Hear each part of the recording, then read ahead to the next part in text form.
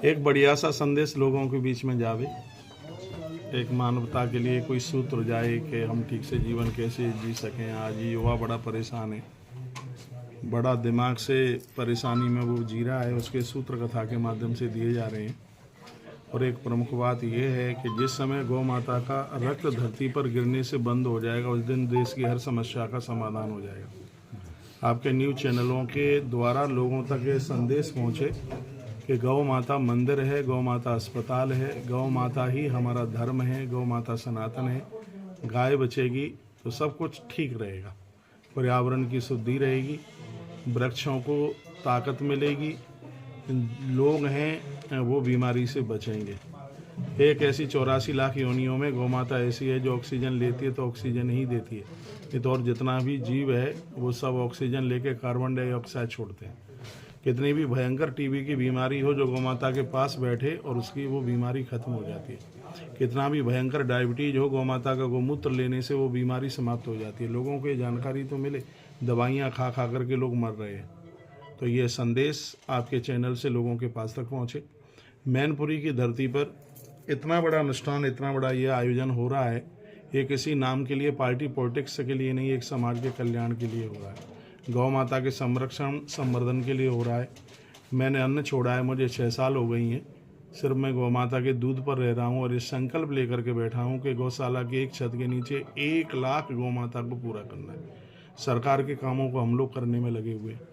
इतना ही नहीं, आज तुलसी तपोवन गौशाला बाहर घूमने वाले नंदियों को इकट्ठा कर करके गौशाला पहुंचाने का ये कार्य किया जा रहा है। तो ये लोगों को हम संदेश देना चाह रहे हैं, आप बहुत कुछ अच्छे अच्छे काम कर रहे हैं, उसमें एक गौवंश को, गौ माता को भी जोड़िए, क्योंकि गैया ना होगी, गौ माता ना होगी तो सुखी जीवन की कल्पना भी नहीं की जा सकती।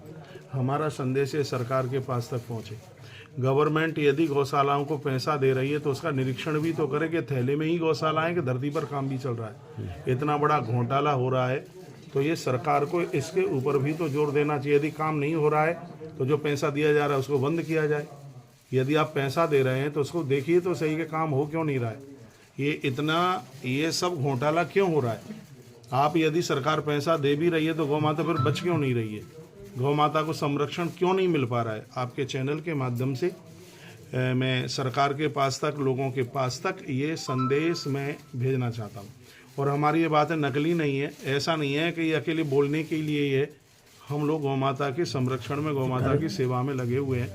हाँ, लगभग 17,500 गाय से ज़्यादा गौवंश है और इस काम में हम लगे हैं। तो ये संदेश हम सबको देना चाहते हैं कि इस कार्य में जितने भी संत महापुरुष हैं ये सब लोग जुड़े। अभी प्रयाग में, बस 1 मिनट और अपनी बात बोलूँ, अभी प्रयाग में इतने बड़े बड़े शिविर महात्माओं के, महापुरुषों के लगे, बड़ा पैसा खर्च किया। यदि सब साधु संत महापुरुष मिलकर के यदि गौवंश के लिए खड़े हो जाएं तो सड़क पर गैया दिखाई नहीं देगी और गौ माता बच जाएगी।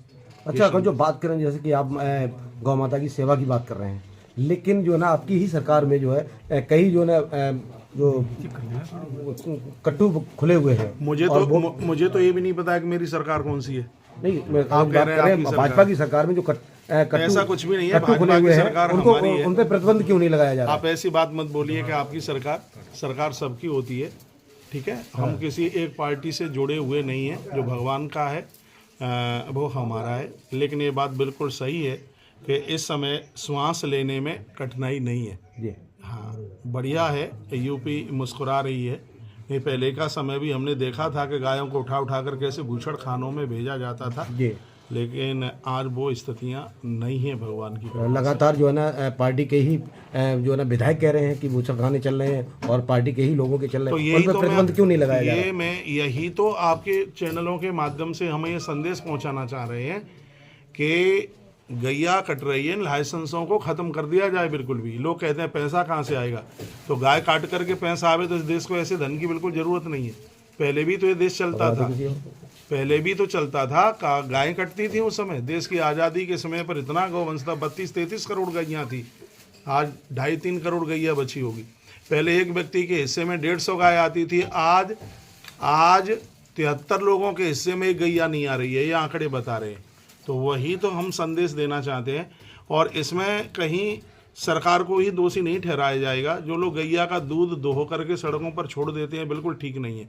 1000-2000 रुपए में कसाईयों को गाय बेच देते हैं, बिल्कुल ठीक नहीं है। कहते हैं कि गैया बूढ़ी हो गई है, काम की नहीं है। अरे भैया, माता पिता भी तो बूढ़े हो गए हैं, तो ये सोच लिया जाएगा ये किसी काम के नहीं है। गौ माँ हमारी माँ है। कृष्ण का नाम गोपाल जिसकी वजह से हुआ। कहते हैं आज सनातन के ऊपर इतनी बड़ी बातें की जाती हैं, तो ये भी तो पता होना चाहिए कि सनातन का मुख्य स्तंभ क्या, मूलम ही विष्णु देवानाम यत्र धर्म सनातन तस् च ब्रह्म गो विप्रा तपो यज्ञ सदक्षिणा। वो सनातन के धर्म में मूल में तो गौ माता को ही कहा गया है। और यदि गैया मैया नहीं रहेगी तो लोग कीड़े मकोड़ों की तरह मर जाएंगे, सब खत्म हो जाएगा। अभी अभी मैंने आपको बोला कि मेरी ये बात सरकार के पास तक पहुंचनी चाहिए। भूषण खानों को तत्काल इनको बंद कर दिया जाए और कठोर कार्रवाई उनके ऊपर की जाए जो गौ माता को नष्ट करने में लगे हुए।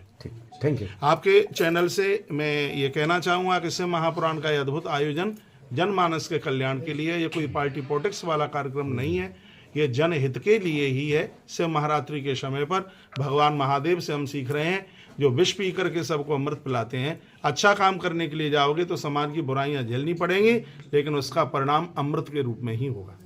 देखो, ये कुछ लोग ऐसे हैं कुंभ को बदनामी करने में लगे हुए हैं। जब ये कुंभ 12 साल वाला कुंभ 12वीं बार आता है, तब ये महापूर्ण कुंभ होता है।